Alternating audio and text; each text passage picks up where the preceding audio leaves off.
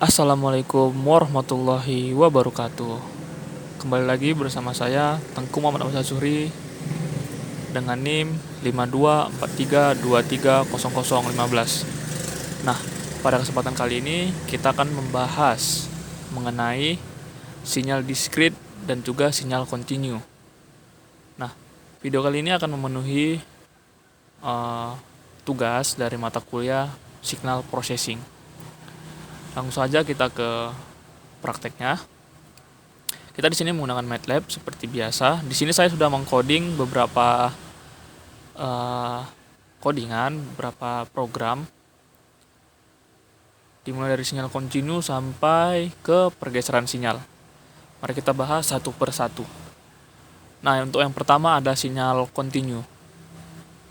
Di sini sebenarnya apa itu sinyal kontinu? Sinyal kontinu itu adalah sinyal yang dia setiap titik dia memiliki nilai. Langsung saja kita masuk ke sini. Nah, setelah kita run, di sini langsung terlihat bahwasanya ini sinyal kontinu. Dari mana?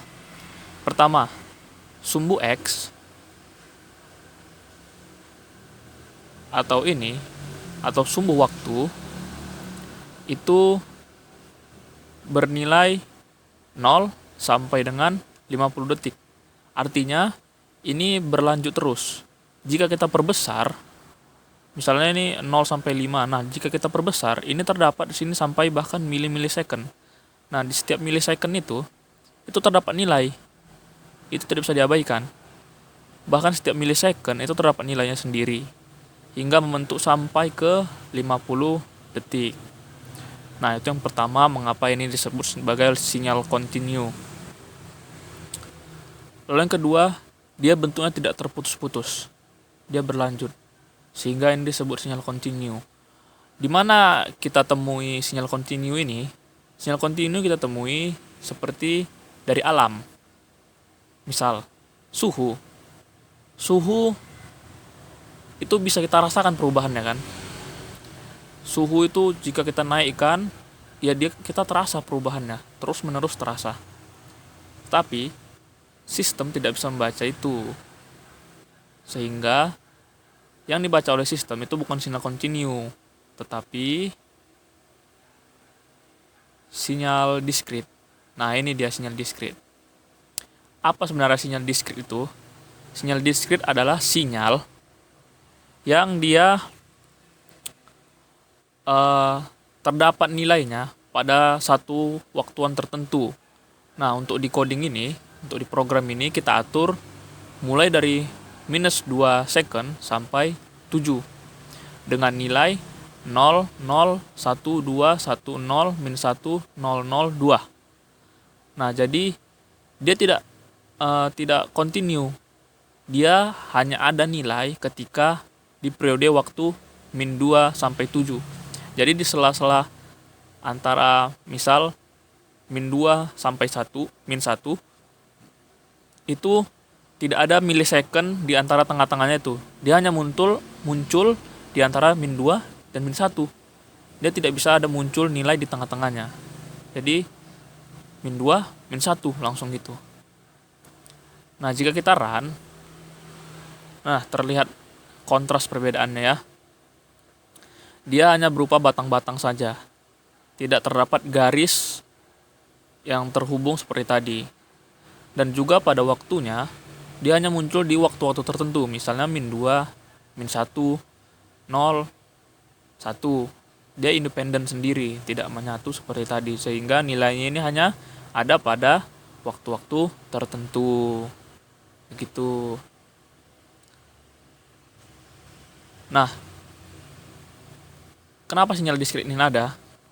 Seperti yang saya bilang sebelumnya, sistem pengolahan sinyal itu tidak bisa untuk menerima sinyal kontinu dari si alam tadi, dari alam.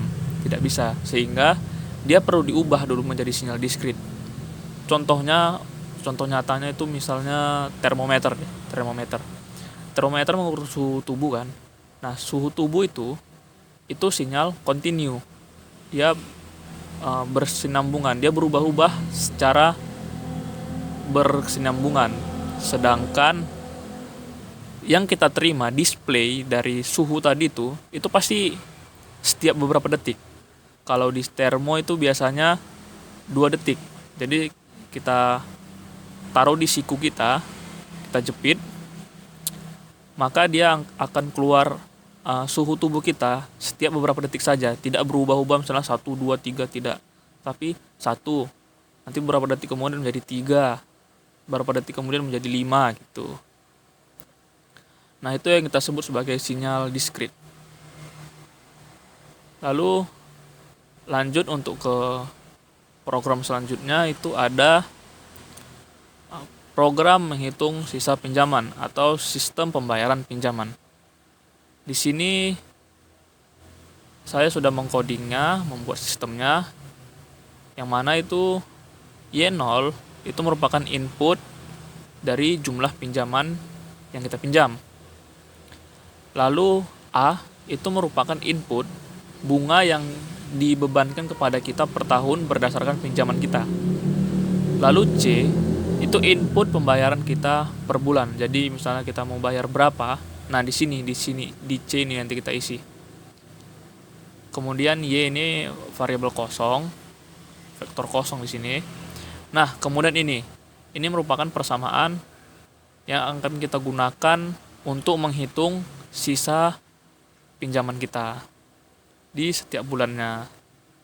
Untuk fungsi ini for n sama dengan 2 sampai 36, ini maksudnya apa? Ini merupakan fungsi loop. Jadi dia akan terus menghitung mulai dari bulan kedua tadi sampai ke bulan 36. Dia akan menilai apakah hutang kita sudah lunas di bulan ke-36 atau di tahun ketiga atau belum. Jika sudah lunas, maka program akan berhenti sendiri di bulan yang kita sudah lunas tadi. Bahkan bisa sampai minus. Jika sudah minus, dia akan berhenti. Y, N lebih kecil dari 0, maka dia langsung berhenti. Jika belum, maka dia akan melanjutkan sampai ke bulan 36. Apakah lunas atau tidak, sampai situ saja. Jadi, ketika walaupun dia belum lunas, dia akan berhenti ke bulan 36 dan akan menampilkan berapa sisa utangnya. Oke, langsung saja kita run di sini. Nah, di sini kita tidak akan terdapat seperti program sebelumnya. Kita akan menggunakannya di command window. Kita masukkan jumlah pinjamannya, misalnya $6.000. Kita enter. Nah, berapa bunga pinjamannya per tahun? Misalnya 0,15 atau 15%.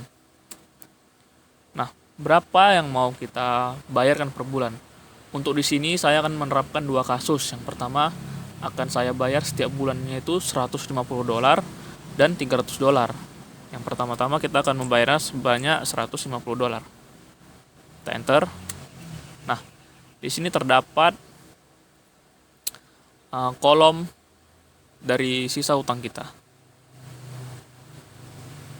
Mulai dari bulan pertama sampai ke bulan 36.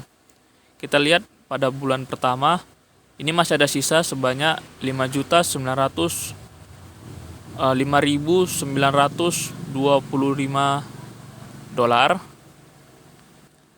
Kemudian kita lihat di pertengahan bulan, di bulan ke-15. Nah, di bulan ke-15 ini masih ada sisa $4.771.000. Kita lihat di ke-30, bulan ke-30. Nah, ternyata masih ada nih sisa, masih ada $3.000 lagi. Kita lihat ke bulan 36. Ternyata sampai ke bulan 36 atau tahun ketiga, hutangnya belum juga lunas. Begitu. Lalu kita simulasikan lagi dengan menaikkan jumlah yang kita bayarkan setiap bulan. Tadi hutangnya $6.000. Bunga per tahun kita samakan 15%. Nah, untuk pembayaran per bulan saya akan membayarkannya sebanyak $300. Kita simulasikan. Nah, di sini sudah terdapat ya, sudah terlihat di bulan pertama itu masih ada sisa $5.775.000. Pada bulan ke-15 masih ada $2.313. Lalu pada bulan ke-20, ini maksudnya 16 sampai 20, berarti 16, 17, 18, 19, 20. Nah, pada ke bulan 20, utang kita hanya tersisa $900 saja, $923 saja. Nah, pada bulan ke-24, ternyata utang kita sudah minus. Berarti utang kita berhenti atau lunas di bulan ke-24 dengan sisa yang lebih kecil dari pembayaran kita sebelumnya. Jadi pada bulan ke-24 kita hanya membayar sebesar $1.000 saja. Begitu. Jadi sini sudah terlihat ya bahwasanya ini sistem yang bisa kita terapkan untuk mensimulasikan cicilan-cicilan yang akan kita lakukan gitu. Baik, di sini akan saya clear saja. Oke, udah bersih. Lanjut ke program selanjutnya, yaitu pencerminan sinyal. Apa sih pencerminan sinyal itu? Nah, jadi pencerminan sinyal itu adalah sinyal yang kita sudah bentuk tadi, kita cerminkan, kita balikkan secara vertikal. Nah, kita balikkan secara vertikal. Jadi misalnya tadi nilai yang kita punya sini 17000220088. Pada waktu 0 sampai 9, berarti 0, 1, 2, 3, 4, 5, 6, 7, 8, 9. Jadi pada waktu ke 0 dia nilainya 1. Pada waktu ke 1 dia nilainya 7. Pada waktu kedua dia nilainya 0. Sampai pada waktu ke 9 dia nilainya 8. Nah, jika kita folding atau kita cerminkan, maka dia nilainya akan terbalik. Bagaimana terbaliknya? Jika tadi ini nilai 8 di sini pada waktu ke 9, nah, jika kita balik atau kita folding, nilai ke-8 ini akan terjadi pada waktu ke min 9. Jadi terbalik dia. Waktu 0 dia 1, min 1 dia 7, min 2 dia 0, min 3 dia 0, sampai ke min 9 dia nilainya 8. Langsung saja kita simulasikan. Nah, terlihat kan? Dia seperti cermin di tengah-tengah sini. Di tengah sini seperti cermin dia. Nilai yang di sini dia akan berada di min 10. Jadi dia minus, jadinya minus dari 0 ke 9. Dan dari ini dari 9 ke 0. Jadi dia dari kanan menjadi, dari kiri ke kanan menjadi dari minus ke 0. Begitu. Nah, ini merupakan pencerminan sinyal. Nah, apa sih fungsi dari pencerminan sinyal ini? Nah, ini bisa digunakan sebagai efek gema dan juga reverse audio. Ini bisa kita gunakan di sini. Baik, lanjut ke pergeseran sinyal. Teman-teman di sini ada yang tahu nggak maksud dari pergeseran sinyal? Nah, jadi maksudnya itu gini. Sinyal tadi di script tadi itu kita geser. Misalnya nilai pertama tadi, misalnya nilai ini, nilai 1 itu pada waktu ke 0 kan. Nilai 2 pada waktu ke 1 dan nilai 3 pada waktu kedua. Nah, ini kita geser. Jadi saya mau ini nilai 1 ini bergeser sebanyak 5. Berarti dia mulai dari waktu ke 5 kan. Nilai 1 ini akan mulai pada waktu kelima kan. Nah, itu yang kita sebut sebagai pergeseran sinyal. Untuk contohnya langsung di sini. Jadi yang merah ini merupakan waktu sinyal yang sudah digeser. Ini sinyal aslinya. Dia pada waktu ke 0 dia bernilai 1, pada waktu ke 1 dia bernilai 2, dan pada waktu ke 2 dia bernilai 3. Nah, karena sudah saya geser sebanyak 5, dia akan berpindah sebanyak 5. Jadi nilai 1 tadi akan dimulai dari waktu ke 5. Kemudian nilai 2 akan mulai pada waktu ke 6, dan nilai 3 akan mulai pada waktu ke 7. Jadi itu dia maksud dari pergeseran sinyal. Nah, di sini saya ingin untuk menggesernya lebih jauh lagi. Bagaimana caranya? Di sini saya sudah menyiapkan sebuah codingan yang mana saya ingin menggeserkannya lebih jauh lagi. Seperti yang tadi, ini waktu 0 sampai ke waktu 2. Jadi pada waktu 0 dia 1, pada waktu 1 dia 0, pada waktu dia 2 dia 2 nilainya. Itu maksud dari N tadi. Nah, ini saya ingin geserkan. Jadi dia dimulai pada 1 ini, dia dimulai pada waktu ke-6. Karena ini 3, jadi dia sampai waktu ke-8 di sini untuk waktunya. Ya, waktu ke-8. Karena saya geser 6, jadi dia dari 2 menjadi ke 8. Langsung saja kita lihat simulasinya. Nah, di sini.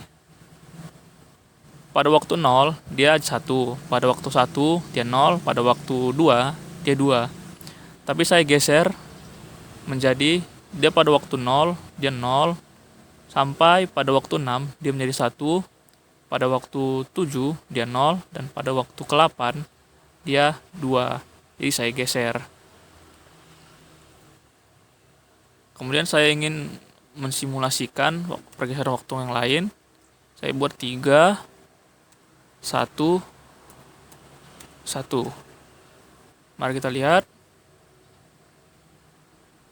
Nah, di sini juga bergeser sebanyak 6 ya. Di sini bisa terlihat. Sini 6, 7, 8. Sudah tergeser sebanyak 6. 1, 2, 3, 4, 5, 6. Oke. Baru saya ingin mencoba dengan nilai 2, 3, 1. Nah, di sini juga terlihat bahwasannya ini telah bergeser sebanyak 6 langkah. Jadi jika ingin menggantinya misalnya menjadi pergeseran menjadi 7, ya tinggal kita tambah di sini nilainya 0, kan? Baru kita ubah di sini menjadi 9 waktunya, kita tambah 1 lagi. Begitu seterusnya. Baik, saya rasa demikian saja dari paparan materi saya pada video kali ini.